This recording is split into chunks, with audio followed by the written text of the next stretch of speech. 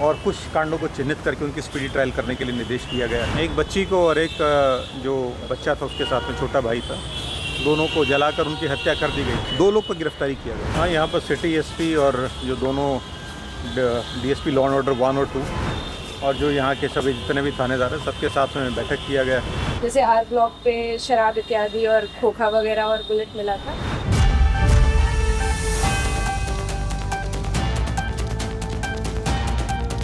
देखिए, बिहार में प्रशासनिक व्यवस्था जो है अब वो तेज हो चुकी है। नमस्कार, मेरा नाम कृष्णा कुमार है। आपने देखना शुरू कर दिया है एकदम कड़क। कोतवाली थाना में आईजी जितेंद्र राणा और सिटी एसपी दीक्षा की जो है मीटिंग होती है, जहां पर तमाम तरह की बातें निकल कर सामने आती है।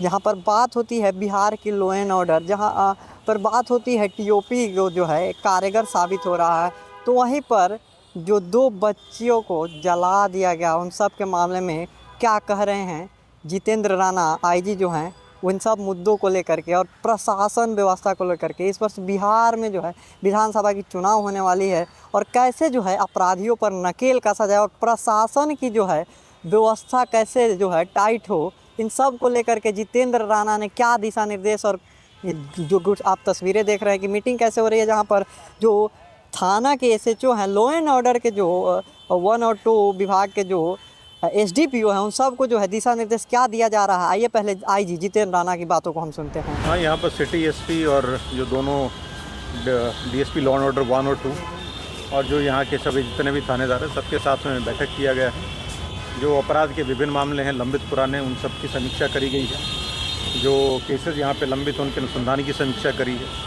और ऐसे जो गंभीर, जो विशेषकर हत्या के या एक्सटॉर्शन के या आर्म्स एक्ट इत्यादि के मामले हैं, उनके बारे में विस्तृत चर्चा की गई है। उनमें कांड का अनुसंधान पूर्ण कराने के लिए जो युक्त उनकी गिरफ्तारी के लिए और कुछ कांडों को चिन्हित करके उनकी स्पीडी ट्रायल करने के लिए निर्देश दिया गया है।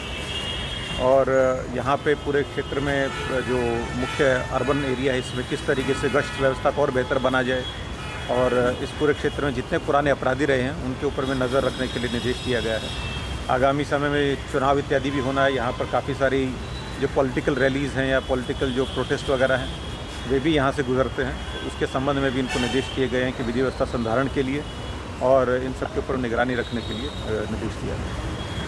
सर, चंदन मुखिया मामले में क्या कुछ अभी जो अक्यूज़्ड है उमेश यादव, जो बाकी जो अक्यूज़्ड हैं उन सभी से जो पुलिस जो पूछताछ कर रही है और उसके संबंध में जो आगे हथियार इत्यादि रिकवरी करने की जो कार्रवाई जो है उसके ऊपर में हम लोग प्रयास कर रहे हैं। और जो बाकी रिमेनिंग अक्यूज़्ड हैं उनकी गिरफ्तारी के लिए पुलिस विभिन्न जो क्षेत्र हैं जहाँ पर उनके ठिकाने हो सकते हैं वहाँ छापेमारी होती है।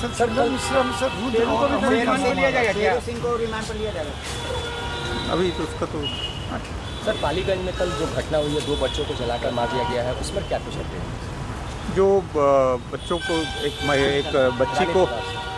एक बच्ची को और एक जो बच्चा था उसके साथ में छोटा भाई था, दोनों को जलाकर उनकी हत्या कर दी गई थी। इस मामले का पुलिस के द्वारा सफल उद्भेदन कर लिया गया है, जिसमें 2 जो लड़के हैं उनको गिरफ्तार किया गया है और जो पूरे मामले का इससे उद्भेदन कर लिया गया है कि किस कारण से इन लोगों ने घटना की है वो भी स्पष्ट हो गया है।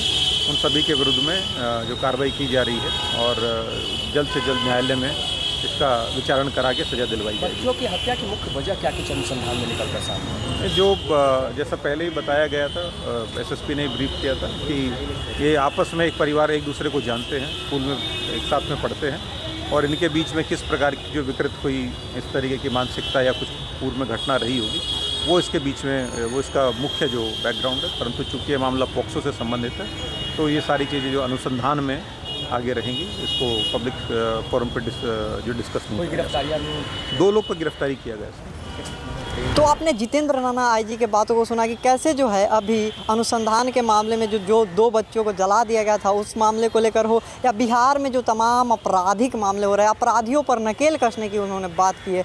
तो वहीं पर उन्होंने बिहार में जो है चुनाव होने वाली है तो अपराधियों को जो है चिन्हित करके जो है कैसे जो है इन लोगों को अब गिरफ्तारी करी जा रही है और उन पर कार्रवाई की जा रही है। स्पीडी ट्रायल की बात उन्होंने कही और इन सब मामलों के बाद सिटी एसपी दीक्षा दीक्षा क्या कहती हुई नज़र आ रही है टीओपी के बारे में। जी हाँ, टीओपी तमाम तरह की टीओपी है जहाँ पर जो है पुलिस को जो है नियुक्त किया जाता है, जहाँ पर उनको आर्म्स नहीं दिया जाता है। लेकिन जिस तरह से शराब बरामद हुए हैं, अपराधियों को पकड़ने में टीओपी ने जो एक अहम भूमिका निभाई है, उस पर जो दीक्षा है सिटी एसपी, उन्होंने क्या कहा है, पहले आइए उनकी बातों को। जी, वरीय पुलिस अधीक्षक महोदय पटना द्वारा जो है एक आदेश निकाला गया है, जिसके तहत पटना जिला में काफ़ी टीओपीज का जो है खोली गई है।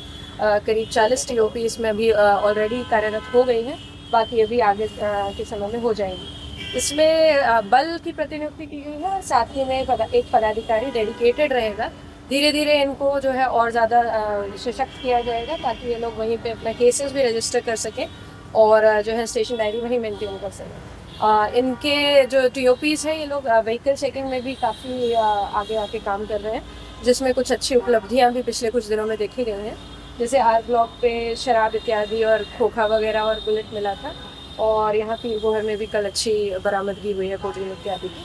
तो ये जो टीओपीज़ हैं, इनके द्वारा अच्छा कार्य किया जा रहा है, इनको जो है आगे इंफ्रास्ट्रक्चर भी प्रोवाइड किया जा रहा है, संसाधन भी उपलब्ध करवाई जाएगी। डेफिनेटली। इन पे जो कार्य चल रहा है, जिला प्रशासन के द्वारा भी इसमें पूरी मदद की जा रही है कि इसको अच्छे से इंफ्रास्ट्रक्चर दे के इनको सशक्त किया जा सके।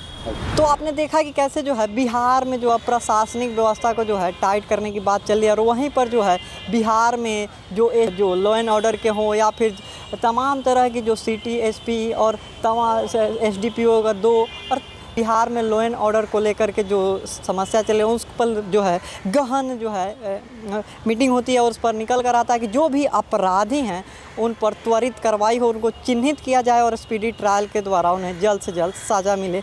और बिहार में चुनाव है, उसको लेकर भी जो है आपराधिक गतियों पर नकेल कसने की जो है प्रशासन ने मंशा बना लिया। अब देखना होगा कि बिहार में जो चुनाव है वो किस हिसाब से होता है और अपराधी पे कितने जो है नकेल कसे जाते हैं नहीं। तमाम खबरों के लिए बने रहे हमारे साथ और देखते रहे एकदम कड़क। धन्यवाद।